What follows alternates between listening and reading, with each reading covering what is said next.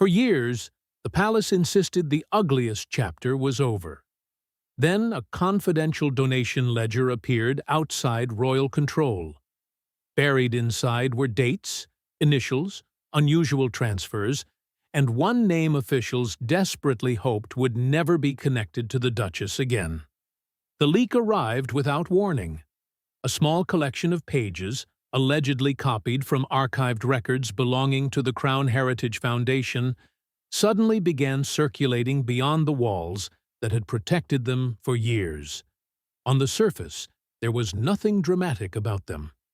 The foundation had long been considered one of the monarchy's most respected charitable institutions, handling donations from wealthy supporters, private patrons, and families whose names had appeared beside royal causes for generations.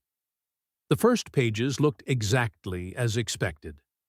Gala contributions, annual pledges, large but ordinary gifts marked for approved programs. Nothing that would make anyone inside the palace panic. But deeper in the ledger, the pattern changed. Certain entries carried odd initials, handwritten notes, and internal codes that did not appear beside routine donations. And then there was the name that changed the meaning of everything: Duchess Mara. Mara had once stood at the center of royal life, before leaving working duties under a cloud of tension, accusation, and bitterness. Her departure had created a wound the palace had spent years trying to close. Publicly, the separation was supposed to be clear. She had moved beyond the machinery of the institution, and the foundation had moved beyond her.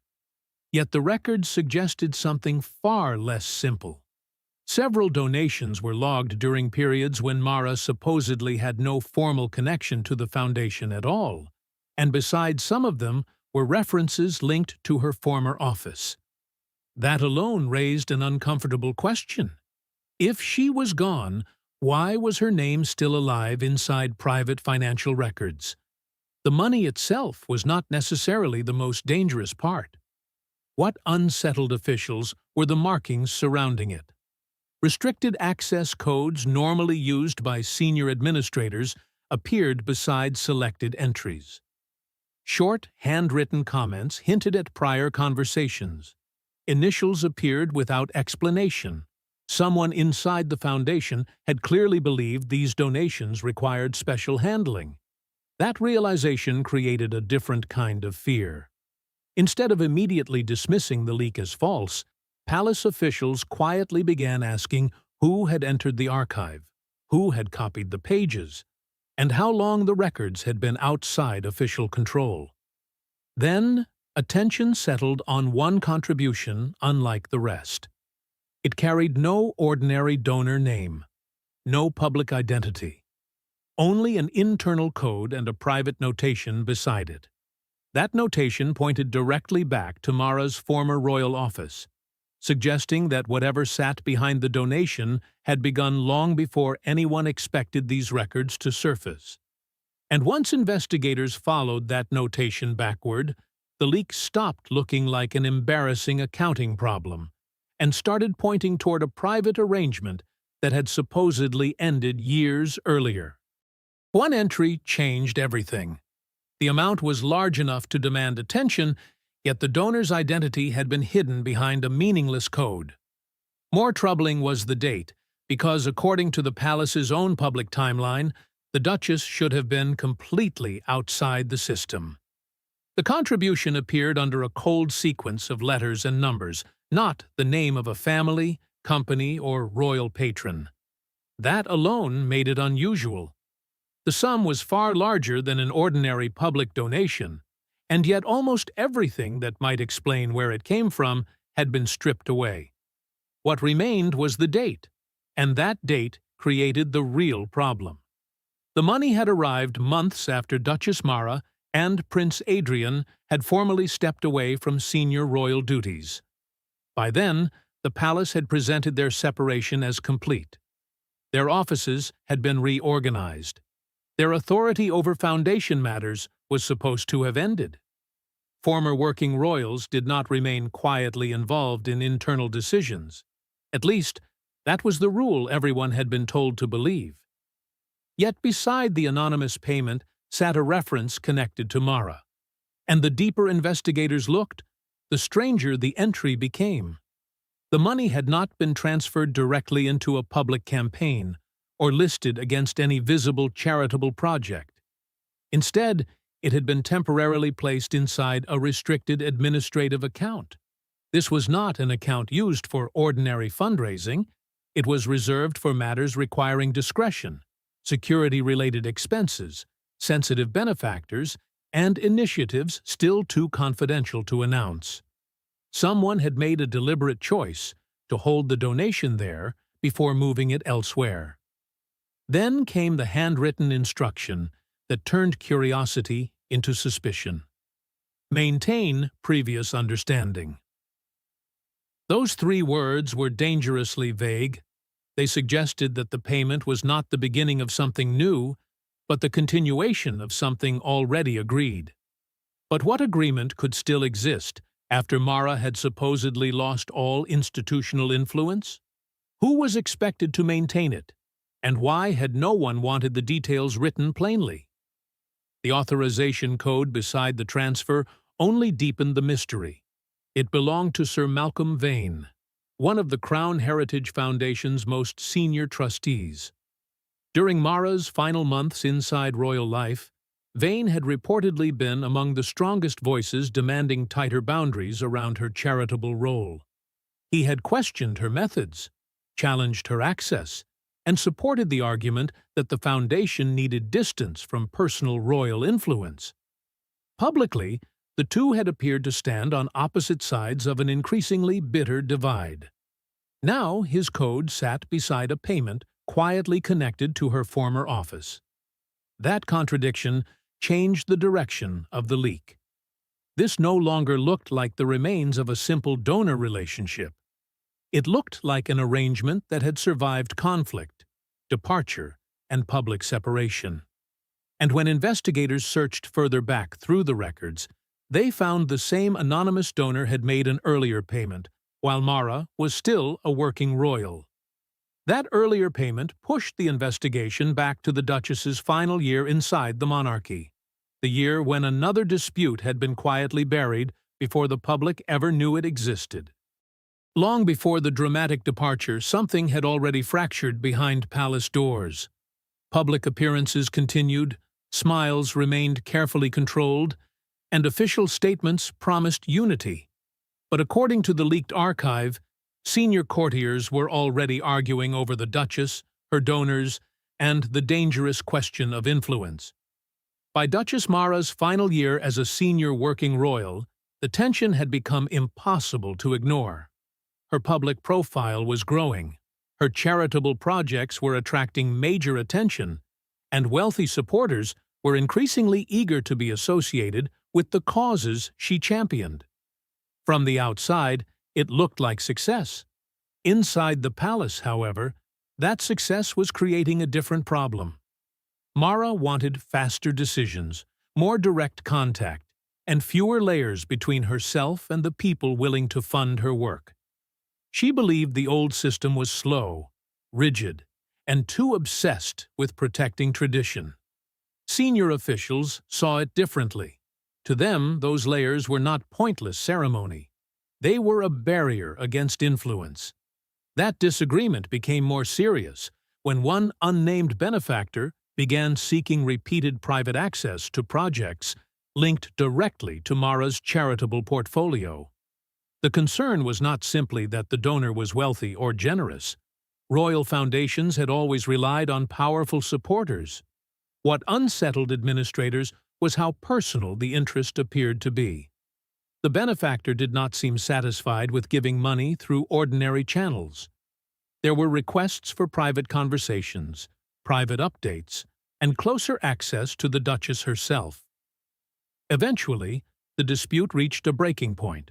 A private meeting was arranged involving Mara, Prince Adrian, Sir Malcolm Vane, and the Foundation's financial director.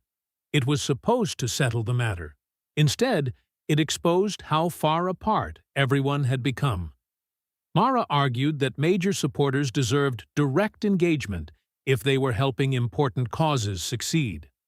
Vane pushed back, warning that royal access could never become something donors believed they had earned through money. Adrian found himself caught between them. He understood why his wife felt controlled and mistrusted, but he also understood the deeper fear inside the institution. Royal rules existed precisely because even the appearance of favoritism could become dangerous. The meeting ended with a compromise. The benefactor could continue supporting approved projects, but all contact had to move through official foundation channels. No private arrangements, no personal access outside agreed boundaries. No exceptions. At the time, it may have seemed like an uneasy solution. Years later, those words would return with far more weight, because the leaked ledger contained the handwritten instruction, previous understanding. Suddenly, the phrase no longer looked mysterious. It appeared to point directly back to that agreement. Mara reportedly left the meeting furious, convinced she had been singled out for scrutiny, while older members of the royal system were allowed freedoms she was denied. Adrian left with a different burden, knowing the conflict had damaged trust on both sides. But the donor controversy was not finished. Buried deeper in the correspondence was evidence that the benefactor had been interested in more than one charitable project. Because hidden among the correspondence was another subject entirely: access not to a charity gala or public campaign, but to one of the monarchy's most tightly controlled private collections. The leaked donation pages were already explosive. Then archivists found something stranger attached to the same donor file, a request involving a historic royal jewel.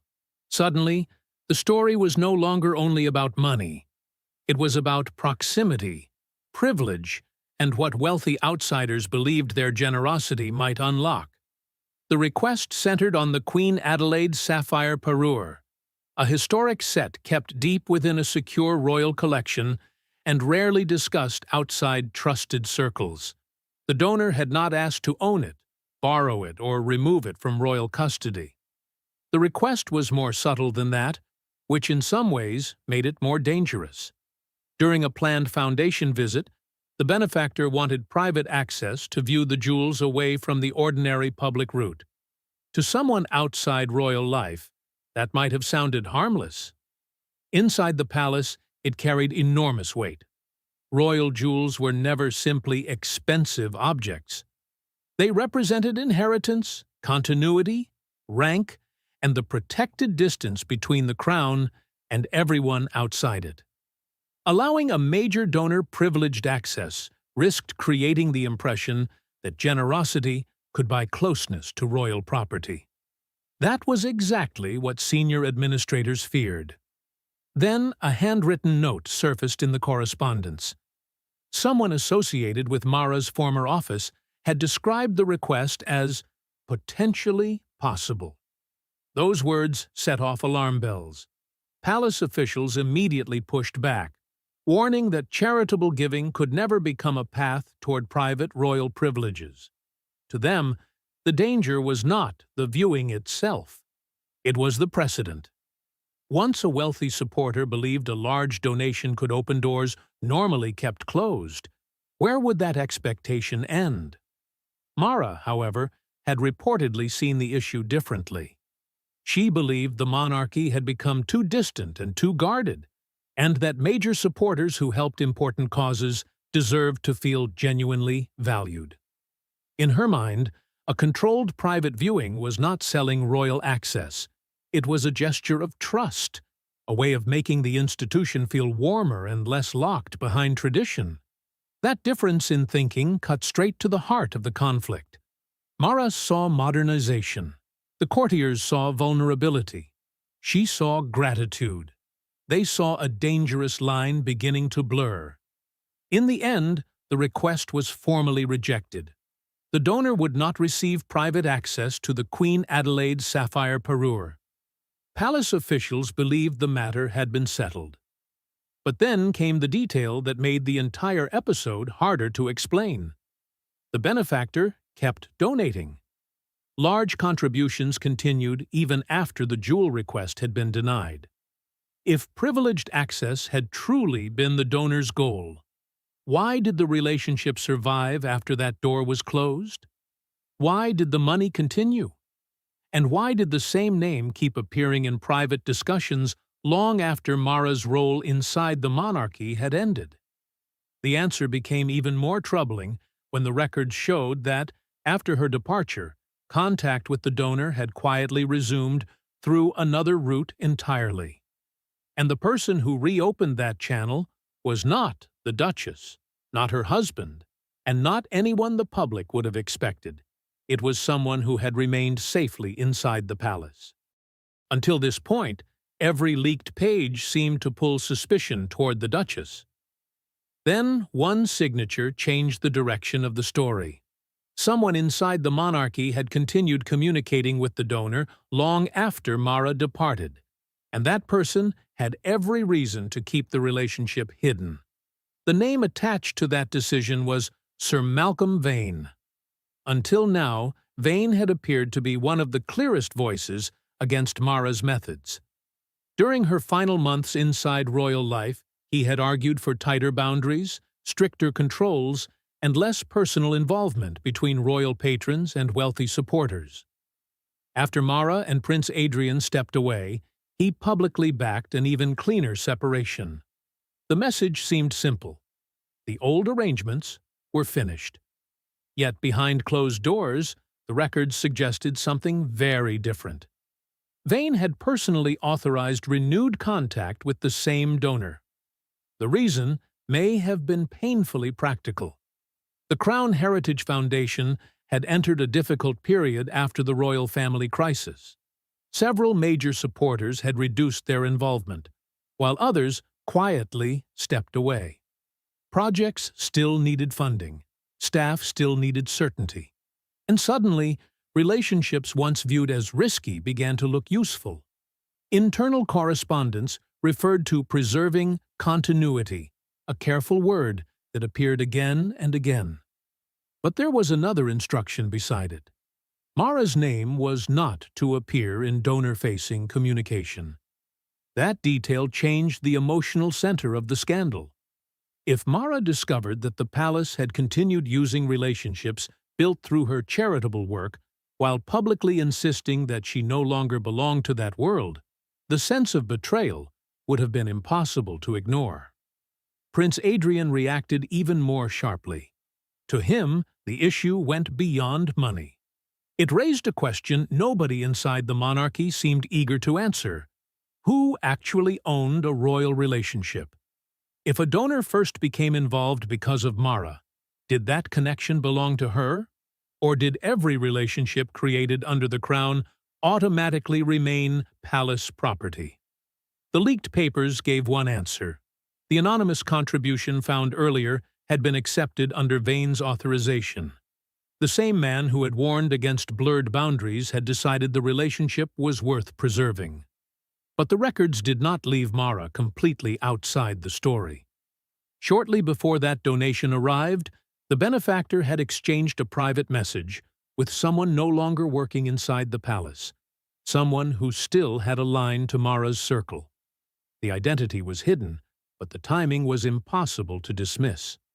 Suddenly, the Duchess was connected again, though not in the simple way the first pages had suggested.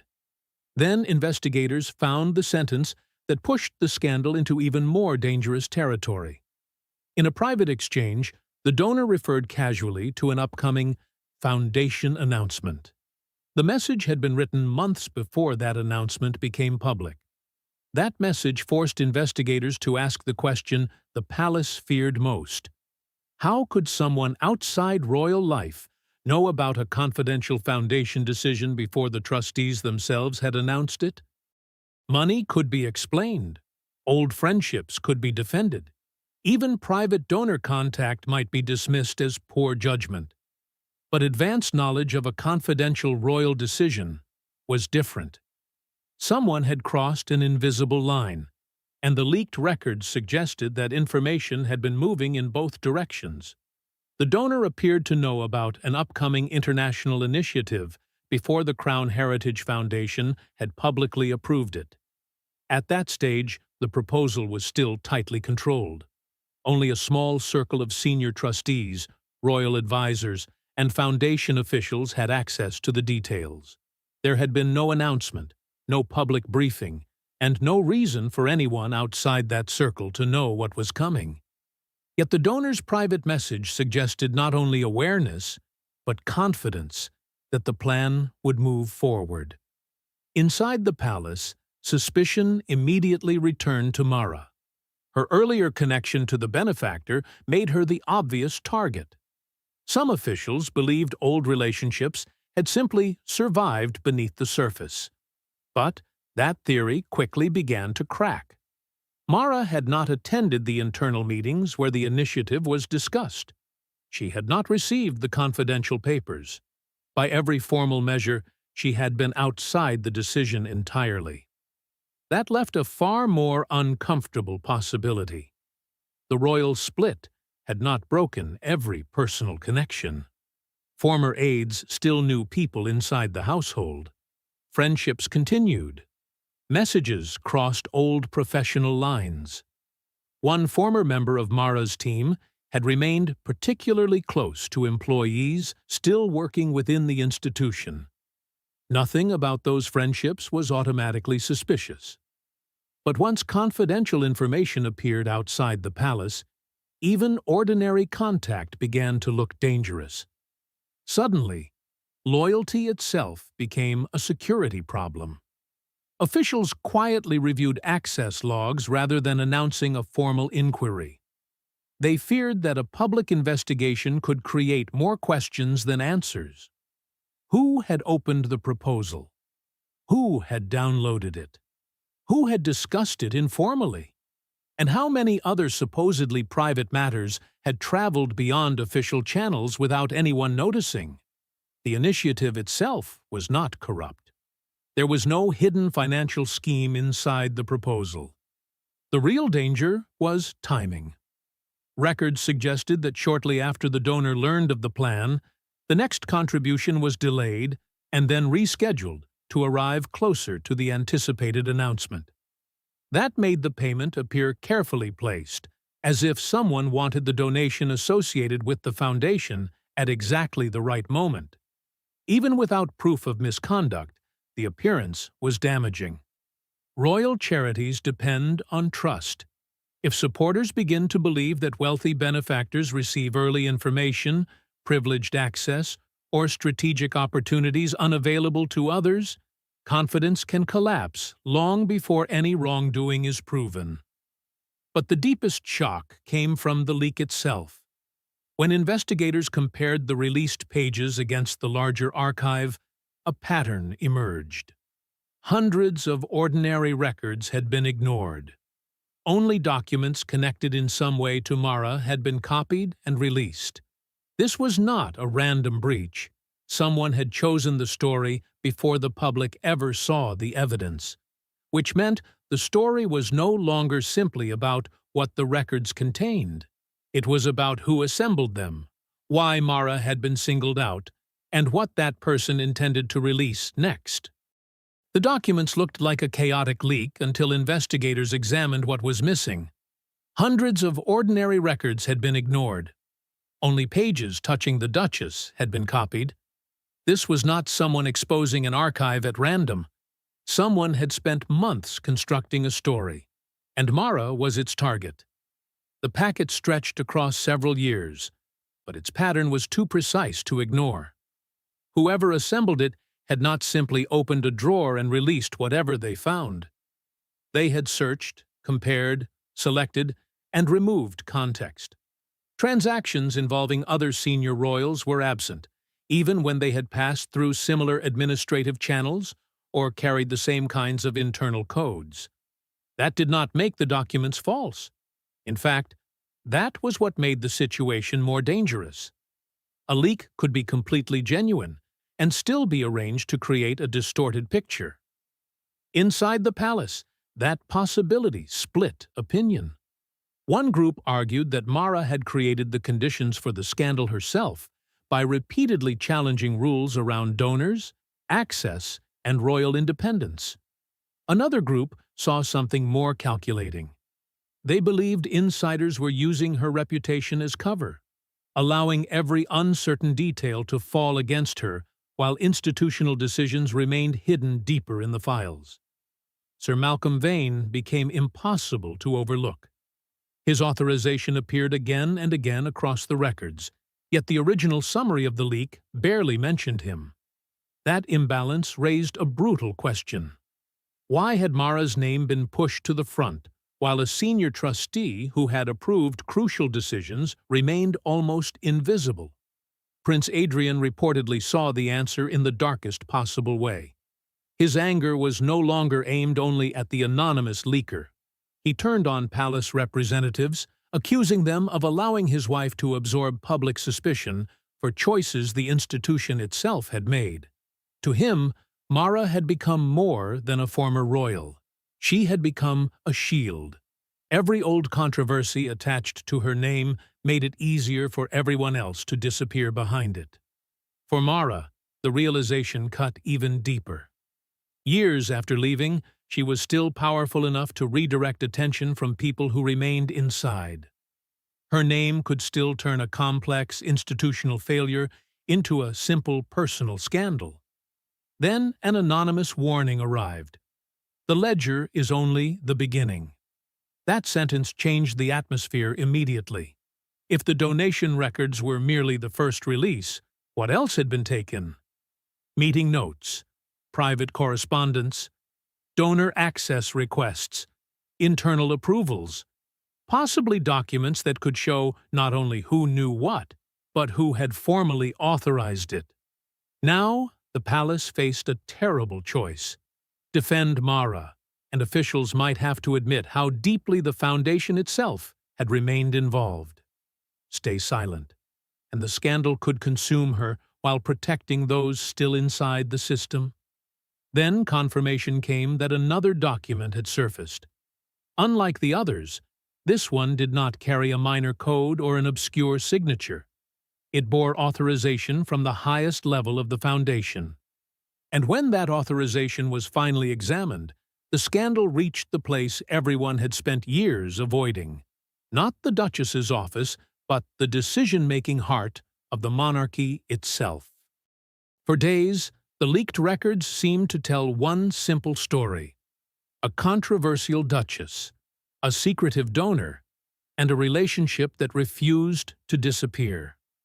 But the final authorization shattered that version. The arrangement had not survived because Mara secretly controlled it. The palace itself had chosen to keep it alive. The document carried the approval of the Foundation's senior governing committee. It showed that after Duchess Mara had left royal duties, the trustees formally agreed to continue accepting support from the same donor. The reason was blunt. Several major charitable programs were at risk, and the Foundation feared that losing another powerful benefactor could force cuts, delays, or cancellations. Suddenly, the decisions that had looked suspicious when connected to Mara appeared far more institutional. The committee had made a careful choice. Mara's name would be separated from future dealings, but the relationship built during her royal work would remain useful. Sir Malcolm Vane, once treated as the central insider, was not operating alone. He had been carrying out a strategy approved above him. That changed the scandal completely. Publicly, the palace had stressed distance. Mara was outside the system. Her influence was finished. Her old way of dealing with donors had been portrayed as a problem that required tighter control. Privately, however, the Foundation had preserved the very connections created during her tenure, because those connections still brought money and stability. Even the anonymous contribution finally made sense. It had been coded not because Mara secretly controlled it, but because officials wanted to avoid fresh attention around a donor relationship already surrounded by controversy. The code had protected the institution from headlines, but once leaked, it created the opposite effect. Still, Mara was not handed a clean victory. Earlier records showed that she had challenged boundaries and pushed for greater access in ways that genuinely worried officials. The Queen Adelaide Sapphire Parure request remained the clearest symbol of that danger. The concern had always been that wealthy supporters might begin to expect privileges in return for generosity. But now the hypocrisy was impossible to ignore. When Mara pushed those boundaries, the palace objected. When financial pressure increased, the institution quietly accepted many of the same risks. For Prince Adrian, that was the final blow. He understood that the argument had never been only about his wife, personality clashes, or royal tradition. It was about who was allowed to bend the rules and who would carry the blame when those rules became inconvenient. The leaker appeared to want that contradiction exposed. Yet by releasing Mara-focused documents first, the person had almost created another false story before revealing the larger truth. So the final question was no longer whether the Duchess had been caught again. It was whether the records had caught the palace, using her reputation to hide choices it had made for itself. Now trustees faced scrutiny, donor policies were under threat of review, and old family wounds had opened wider than before. Nobody emerged completely innocent. Nobody could return to the old version of events, because the most dangerous thing hidden inside the leaked records was never a single donation, a private donor, or even the Duchess's name. It was proof that behind royal protocol, the rules could change depending on who the palace needed to protect.